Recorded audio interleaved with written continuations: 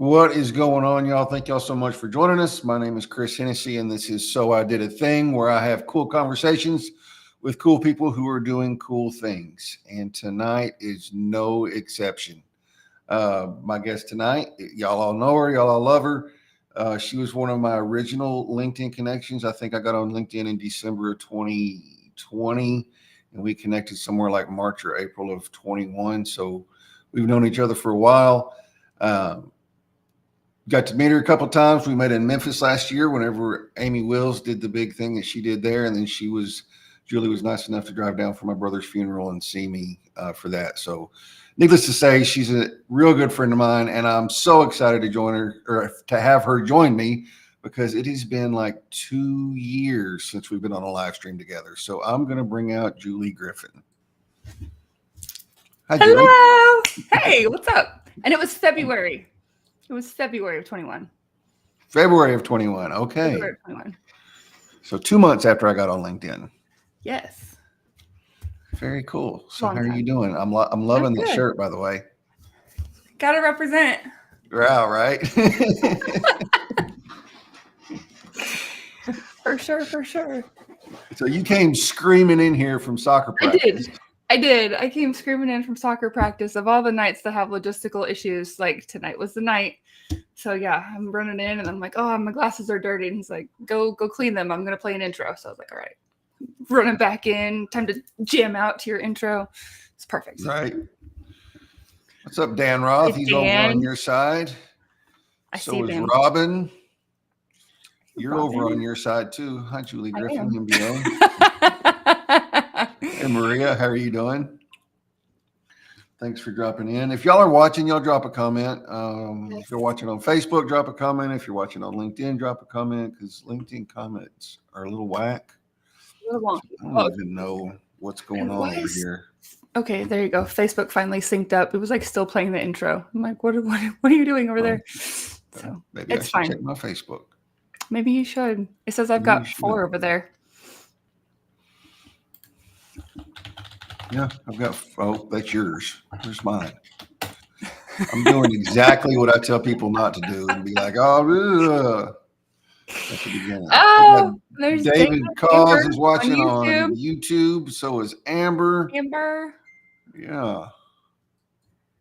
Yay. Yeah. Who's LinkedIn user? I don't know who LinkedIn user. That's on mine, isn't it? Cynthia Hilliard. She's watching on my Facebook.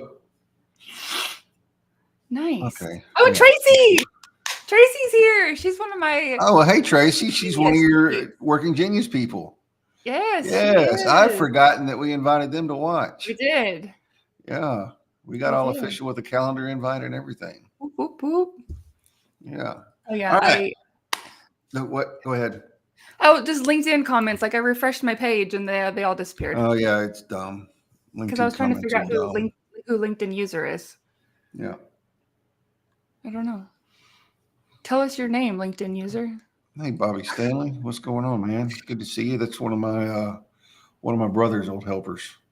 Okay. Worked with my brother. Yeah. Yeah, he was actually at the funeral.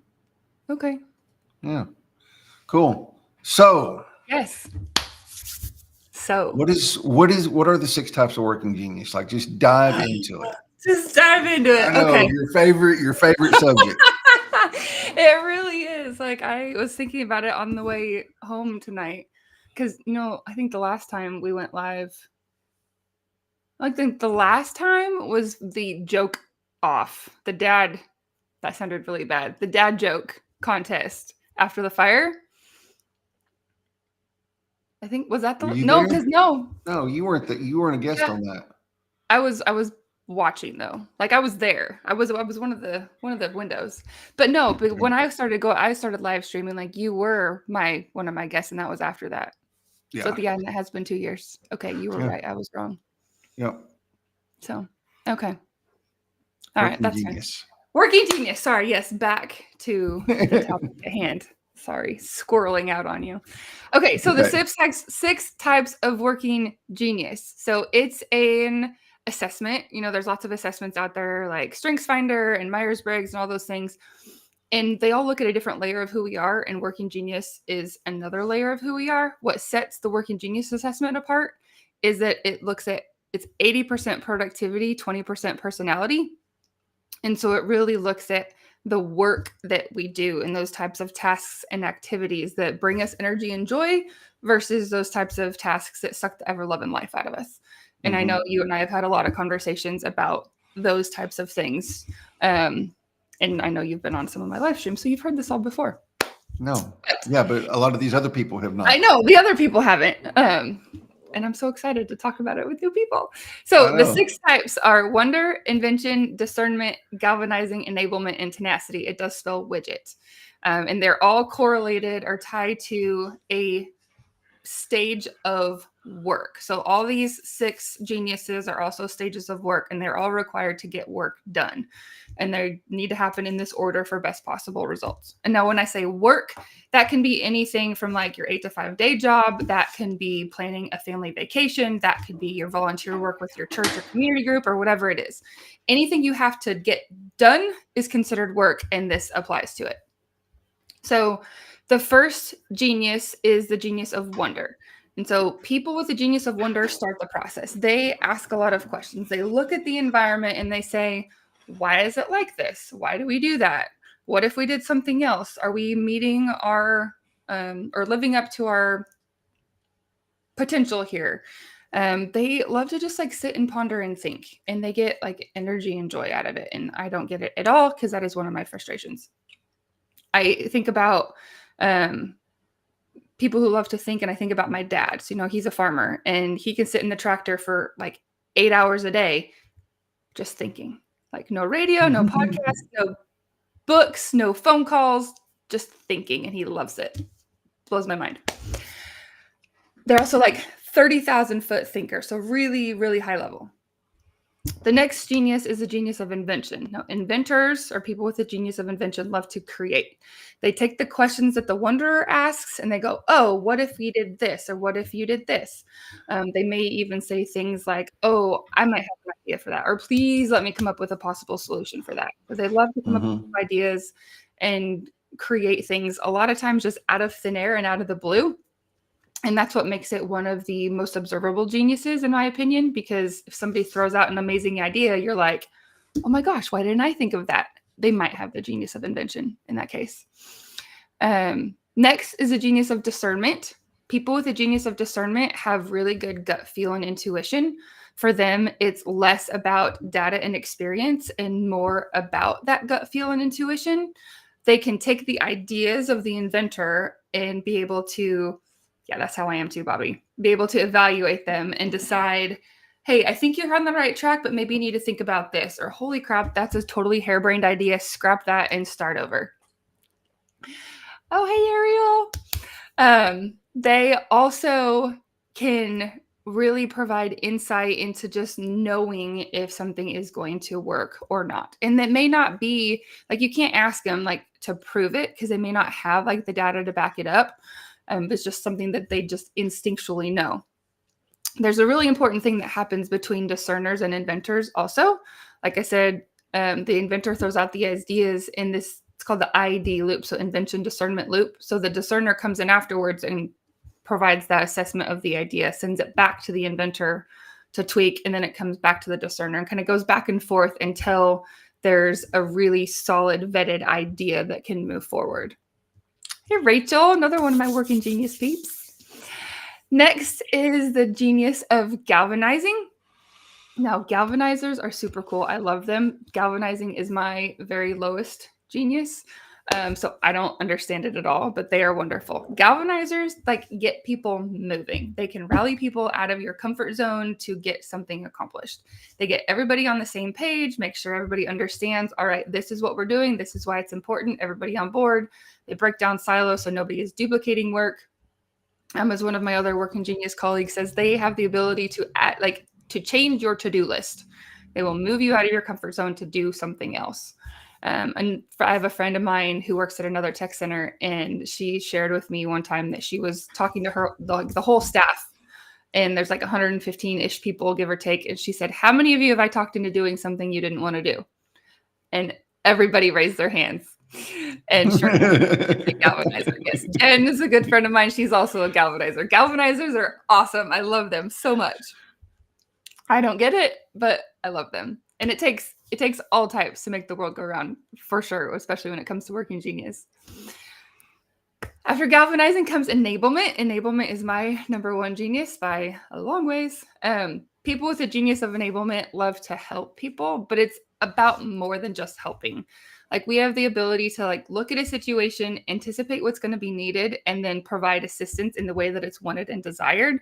Like, more come alongside and do it together versus just take it on and do it ourselves. Mm-hmm.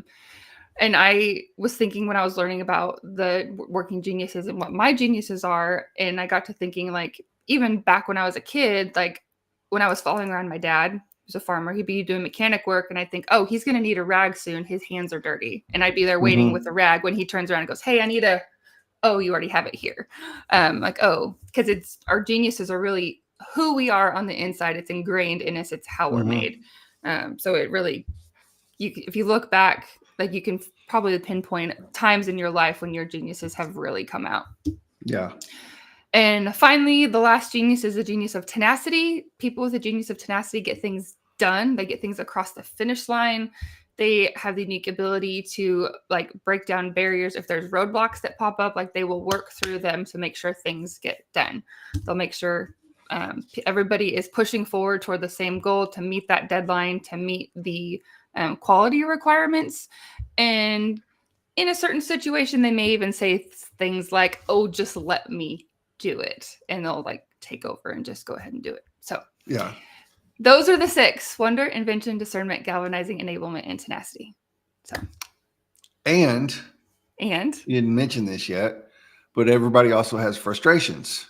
Yes. So I didn't mention that, of course. So those are the 6. So out of those 6, everybody has 2 geniuses.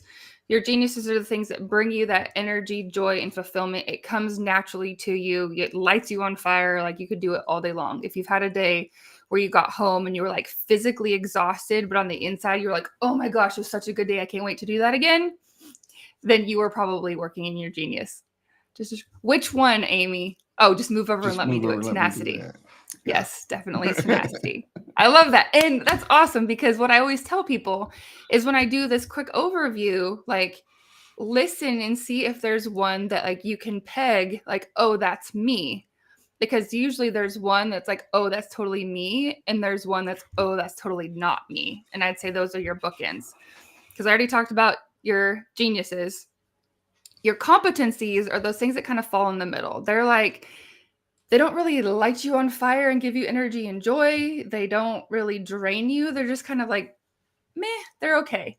And that's really how I kind of describe it. Just meh. Hey, Blair. And then I'm your playing. frustrations are the things that suck the ever-loving life out of you. Like you would either rather eat hot coals or walk on Legos barefoot than to do those types of activities. Like you'd actually Mhm. feel the life being sucked out of you when you do them. That's Mhm. not to say that just because something falls in your frustration that you can't or shouldn't do it. It just means you have to know that type of activity isn't going to bring you energy and joy. So wonder and galvanizing are my two frustrations. So I don't enjoy it. I'm not really good at it. I can do it because every job is a 6-letter job. So we're going to have to do work outside of our geniuses at some point in Right. time. But knowing this type of activity, this isn't going to bring me joy, then you can be like, all right, I can do this for this long, get it done, and then move on to the next thing. I don't have to live in that frustration. Yeah, for sure. Yes. Thank you for reminding me that I hadn't clarified what our geniuses' competencies and frustrations are. Yeah. I think that's really interesting because I don't even remember what mine were. You probably do, or you I could pull do. it up real quick. You're a discerment and enablement. Are my two geniuses? Those are your two geniuses. Okay. I don't You remember remember what what my your frustrations frustrations are. were? No, I sent it to you in Slack not too long ago, but I can pull Yeah, it up but really that was, quick. I A don't while remember what back. they were. I Yeah, don't a either. while back. But yes, But I discernment and remember, enablement are your two geniuses. but I remember when I took the evaluation is when you were going through the training to become a certified facilitator, and you needed some people Yes. to do it, and just how interesting it was to get the results back and be like, oh my goodness, that is me to a T. Yeah, you were one of my guinea pigs. Chris Henny said, so your enablement and discernment. So enablement first, discernment second, then tenacity, wonder, invention, and galvanizing. So we share galvanizing as a frustration. Yeah. Yeah. Don't ask me to Yeah. go And get I people can see rallied. invention because I have a hard time sometimes getting the ball rolling. Mm-hmm. You know, like, oh, and I will sit here and like whenever I'm writing even campaign emails, Yeah. I will sit here and stare at that Google Doc, that blinking cursor, Mm-hmm. trying to come up with something, a new way to say something that I've already said. Mm-hmm. Yeah. So And yeah, probably once you get started, you can do it because most of I the mean you time, yep. may throw out some bad ideas, but then your discernment kicks in. You're like, oh, I can refine this, I can refine this, I can make this work and actually get it done. So Yep. So tell us why. I told today you were a visionary, but no ball rolling. Uh, that's the case with a lot of people. Like they have Mm-hmm. the big vision, Mm-hmm. but they don't have or they may have it, but it's not their forte Yeah. to start getting everything going. Mm-hmm. Yep. To And get that's why you to need a actually, team. that's why exactly why you need a team because you can have like you can do all the things because like I said, we can do every job is a 6-letter job. You can do them, but when it comes naturally and it like gives you energy, you're going to be better at it. You're going to enjoy it because it just comes naturally. Mm-hmm. I mean, there's all sorts of different combinations of geniuses Right. of like, and I say combination, that's like your genius pairing. Like you're an E and a D and I'm a E and an I. And I have the stats on like what the most common pairing is an E and a T. So enablement and tenacity, like the come alongside and get her doners. But there's a lot of people who don't have tenacity or have tenacity as a frustration. And so for them, it's even more important that they have a team of people that can help them get across the finish line. So I probably should have mentioned this earlier, but the Working Genius Assessment was developed by the Table Group and Pat Lencioni. And two of his two frustrations are enablement and tenacity. Well, he writes a lot of books, and so he even says this all the time, is like it's really important for him to have an editor who comes alongside him and pushes him to actually get the thing done because that tenacity piece is so counterintuitive for him. Mm-hmm. So you do this training a lot through your current role at Central Tech. Meridian. Meridian, my bad. Meridian, definitely Yes. not Central. Meridian. Yes, Meridian. Yes, My I'm at Meridian bad. Technology Center in Stillwater, Oklahoma. And so, Stillwater, yeah, I Oklahoma. became certified through my role, and so I do training through them. Our primary like service area, because each of the technology centers in Oklahoma has like a district that we serve, and so it's portions of Payne County, Lincoln County, Logan County, Noble County. I don't remember what other counties that we serve, but that area. But I can also travel beyond that, given the need that's there. Yeah. So So tell us why it's important, because you do a lot of team trainings with groups of anywhere from 5 to 25. yes. So tell us why it's important in a team setting Okay. to know your geniuses and frustrations and competencies when you're working with people. Yeah, of course. Especially in a team setting, it's important because you can probably understand or you have experience where some people enjoy certain tasks more than others. And when you're doing work that falls in your genius, I mean, obviously, it's just natural. You're going to enjoy your work more. So if everybody in a perfect world, everybody's primary roles would fit like within their geniuses, right? That doesn't happen. Right. However, once you know what people's geniuses are, if there is the ability to kind of shuffle some roles or responsibilities, you can better align the work based on people's geniuses. The other thing too is you know where you may need to make what is that?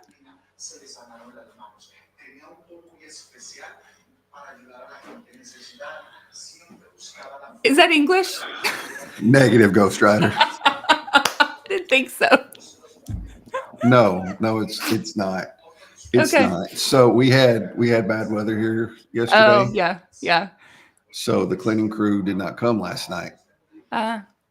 So they're here now. Okay.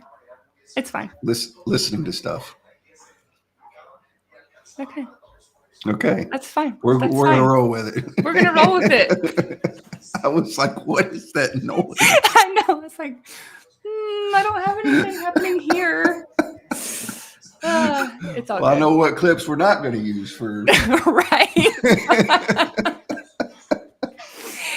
For sure. Anyway, so teams, yes. So when you know what everybody's geniuses are, you can align that work as best as you can.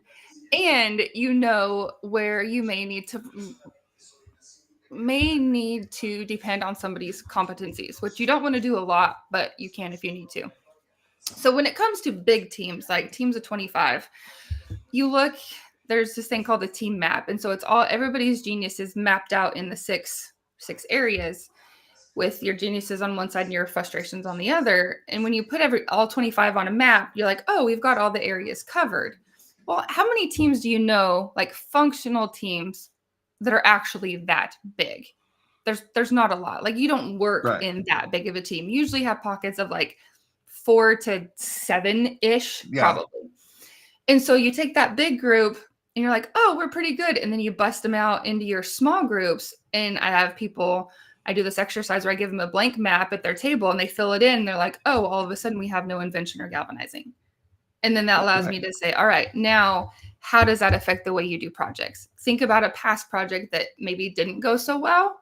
Is that because this genius was missing? Okay, knowing what you know now, how can you change that or change your process moving forward so that you don't run into those same issues or don't have those blind spots or traps where you don't have geniuses that can sometimes derail you.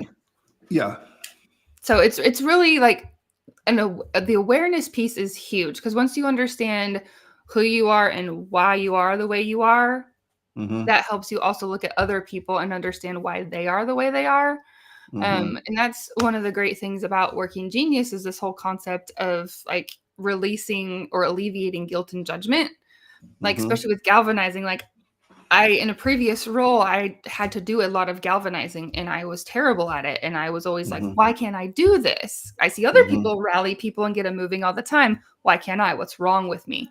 Well, now I know there's nothing wrong with me. I'm just not wired for that type of activity. On the other hand, too, is if somebody who maybe doesn't have tenacity or doesn't have whatever genius it is, if they can't do the thing, usually like with tenacity, if they don't like to finish things, they can sometimes be thought of as lazy. They're not lazy. They're just not wired to have that drive to push things across the finish line. And Mhm. so it helps you understand yourself better and not feel guilty for not being able to do the things that are hard for you, and have a little more grace for others when maybe they don't think the same way you do, or come Mhm. alongside or rally people or whatever it is. Um, it just allows, less guilt for ourselves and less judgment for others. And I think Yeah. anytime you're on a team and you can have that clarity, I mean, that just helps build trust. When you have trust, like everything's better. Yeah, for sure. And I can imagine, like it just like you said, once you lay it out on the roadmap and you're like, Mm. oh, we're missing people with these Yes. geniuses. Maybe that's why we're hitting the roadblocks. Mm-hmm. So do you have any, like, has anybody come back later and been like, hey, we made some adjustments to our team map. We have this now, and now we're plowing through the I roadblocks. I haven't had that happen yet. Usually, the teams that I work with, there's no shortage of enablement or tenacity on them. Mhm. Actually, the last two groups I did, one was a group of 27 and one was a group of 22. And like 60% of the people had either enablement or tenacity as a genius. And so there was plenty of that to go around. Yeah. I have had teams that talk about, all right, how can we use this now in our hiring practices? And being able to write those job descriptions in a way that really resonates with the type of genius person that they want. Mhm. Um, Pat and his team say scare them with sincerity. So when you write your Mhm. job description, use the language that will resonate with somebody with that genius and will like almost repel somebody who doesn't have that genius. Because I know Mhm. if I read a job description and it screamed galvanizer to me, like I would run away. And that's really Right. it's really a service for both parties, for the person hiring and for the person being hired. Right. For sure. LinkedIn comments are Chris is a narcissist. How would you fix that? Ha ha ha Ha ha ha. And I ha. can't even reply to him because they're not showing up over here. Yeah, I know. Yeah. Tenacity, that's on my side, and that comment is not showing up on my LinkedIn, so I have no idea who that is. Dadgummit. Ah, Shannon Nelson. Hey, Shannon. Oh, Shannon. Yay. Yes. Yay. All right. LinkedIn Back on track. comments, man. Back on They, track. they need to fix that. Like it's been an I issue for know. a while. For months. All right. So a tool for recruitment. Tool for recruitment. Yes, Tracy. So I think you can absolutely use it as a tool for recruitment. One, I think anytime that you can, I mean, healthy organizations are going to attract good people, right? And so, and you're probably offering me an idea versus a question because Yeah. you're also a certified Retention. facilitator. Yeah. But like when you have a company that's healthy, like you're going to attract good people. And when you have a healthy team, like you're going to retain those people as well. So I think it absolutely is a recruitment and retention tool, because when people are understood and know know that they are of value to who they are and what they bring to the table, and that the leader of the team understands what their own geniuses are and frustrations and is willing to let people fill in the gaps for them, Mm-hmm. then like it's just healthier all the way around. And when you have that, like it's people aren't going to want to leave, because when people Mm-hmm. feel valued and heard and trusted, like that's how you keep good people. Yeah, for sure. I love Yes. that. And that's what she said about retention too, recruitment and retention. Mm-hmm. Yep, for sure. That's For a whole sure. conversation I want to have with someone, because that doesn't even bring me joy. If LinkedIn is No. building their own streaming Mm-mm. software. Oh, that's going Just to put a damper on things. yes, it will. Yes, Yes, for sure, exactly, Tracy. Tracy. Oh Yep. yeah, so much grace to fail. For sure. And I think that's one of the great things about understanding, especially people who have the genius of invention, like they just want to try it. It's like, well, here's an idea. Let's try it. If it works, great. If it doesn't, then back to the drawing board. And having, an environment where that is acceptable and or encouraged is so awesome. So awesome. Yep. So what else about Working Genius? Oh, so many things. So let's talk about craves and crushes, because that's one of the things that on my feedback forms from every session consistently gets written down or noted as one of the best things about the session. So every genius has a crave and a crush. So when I say crave, it's exactly what it sounds like, something that you need more of to help fuel you for that genius. Your crush is the flip side of that coin. It's those things that will squash you or let the air out of your balloon or whatever it is. Right. So the importance of knowing that is it's just another nuance of knowing yourself and those around you. Because obviously, if you're working with somebody, you want to make sure that they know that they're, appreciated and encourage them. And you want to do things to help keep them happy, for lack of a better term. So when you can really kind of touch those buttons of the craves, that helps keep them going, helps give them energy to keep going. So people with the genius of wonder, they crave consideration because they are such high-level thinkers and ask a lot of questions. Some people don't like it when people ask a lot of questions. Right. And so people with the genius of wonder crave consideration. They want to know that the questions they're asking are valued. Oh, that's a great question. I'm glad you asked that. Or, oh my gosh, I've never thought of that before. We should think about that more. As opposed to, being dismissed or being said, we don't have time for that. That's what crushes people with a genius of wonder. People with a genius of invention crave freedom. They just want the ability to create without parameters. They say what crushes inventors is being put in a box and not having the freedom to create. I have noticed, because invention is one of my geniuses, that I don't know if it's because it's paired with enablement. So usually when I'm inventing and creating, it's out of that enablement genius, usually for somebody else. I can't create something for myself to save my life, but do it for somebody else. I'm all in. But for me, having those boundaries and parameters is more of I like those guide rails. So for me, that doesn't crush me, but for others, I think maybe who have invention is a way higher genius, they might be. And so when I say higher genius, it's a ranking, not a rating. So everybody has these 6 geniuses. And I always say, think about chocolate. If you had 6 pieces of chocolate and you had to rank them, you would have a number 1, you'd have a number 6. And so for me, I think of our genius is on a continuum.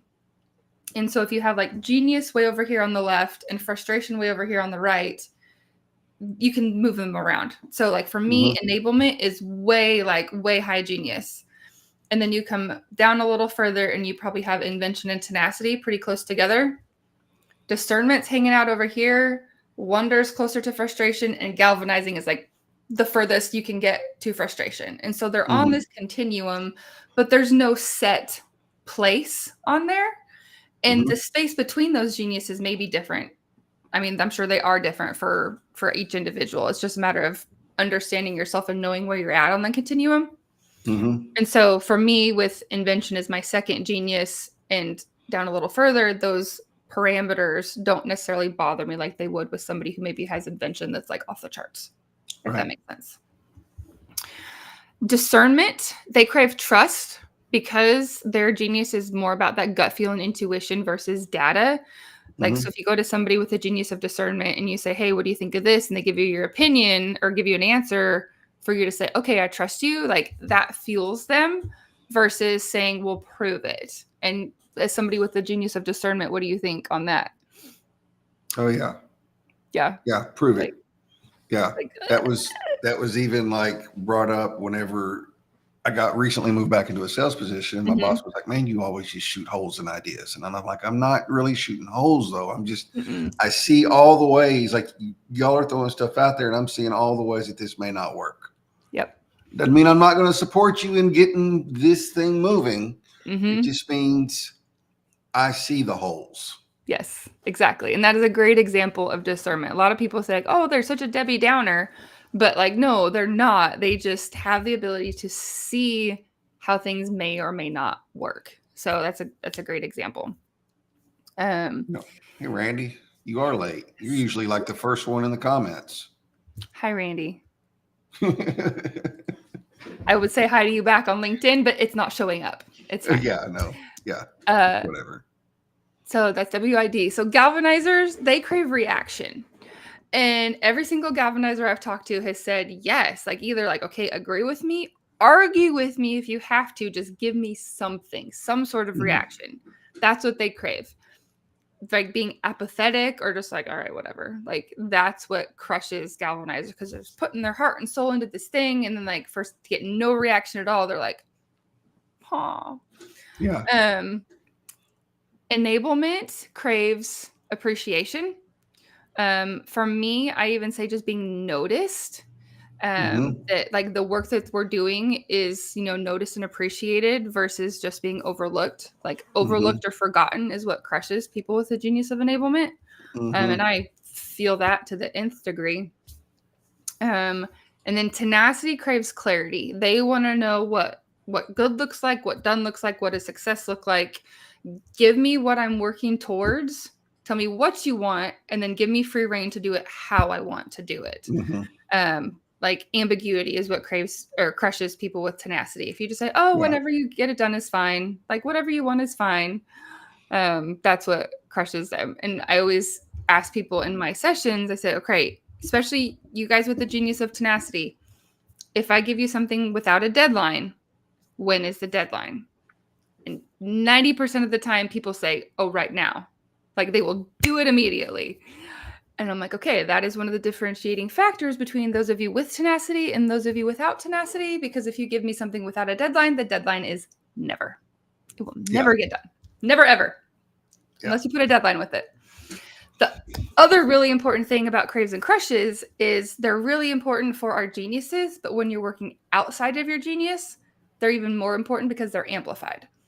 And when I first read that, I was like, what? But it makes sense because you're having to dig so much deeper to do something that doesn't come naturally. Those craves and crushes are even more important. And when it comes to teams, like if you know your teammate is working in their frustration, like make sure you're doing the things that genius craves because they're going to need it even more to keep going through that work that sucks the life out of them. Yeah. I love it. Very, very interesting stuff. And like, I'm not usually one on any of the personality stuff. I like that kind of stuff. I'm just like, whatever. But this has always been pretty interesting to me. Well, and it's so simple. Like there's only 6. And so it's like it's widget. Like you can remember widget. And it's so applicable. Like even if you haven't read the book or done the assessment, just in a conversation, I can probably peg what your geniuses are pretty easily. At least your number 1, top 1, and your very lowest frustration. Like, and then the middle, you can kind of shuffle around and figure it out. But based on like patterns and conversations, like I can figure it out usually pretty easily. And then you have that like aha moment that's like, oh, that makes sense for why I am the way I am. Right. So cool. I mean, and all of the assessments like have their place. Like I said earlier, they all look at a different layer of who we are. Like, hey, out, please. Can I go up to Mother Nick Kitty's Yeah, house? you can go. Take the 4-wheeler if you want. The last thing you said to her was, Morgan, I'm going live. Don't come in here. I know. Hey, but at least she came in and asked before she just left because I would have seen her either walk past these front windows or take off on the 4-wheeler. And I've been like, where are you going? So, hey, fine. Holly, my one Twitch fan, the one person that watches me on Twitch. Yes. She's the only reason I still stream to Twitch. Yeah. Hey, all it takes is one. Right? Yeah, I know, right? It takes is one. What was I saying? I totally lost my train of thought. The different layers of who we are. So like, the movie Shrek, like they say ogres are like onions. We have layers. Like people are onions. People are onions. We have layers too. And so a lot of people are familiar with StrengthsFinder, which has been around for years and years and years. And I really want to eventually get to a point where I dig deeper into our geniuses and how they overlap with our strengths and how they influence how we show up.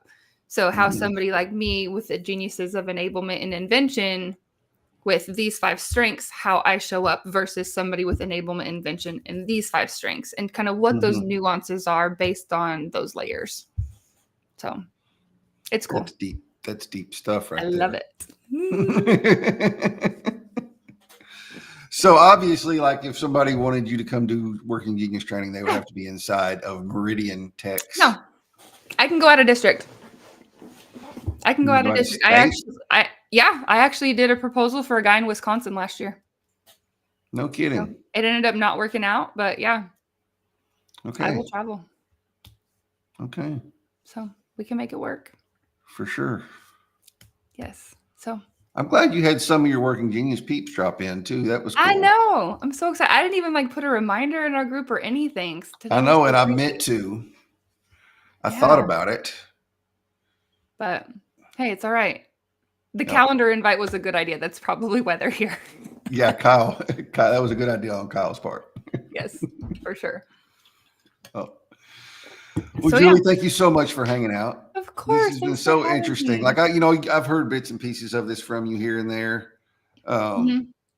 but That never. was I don't know handy. that I've actually heard it all, top to bottom, front to back, in Mhm. one sitting.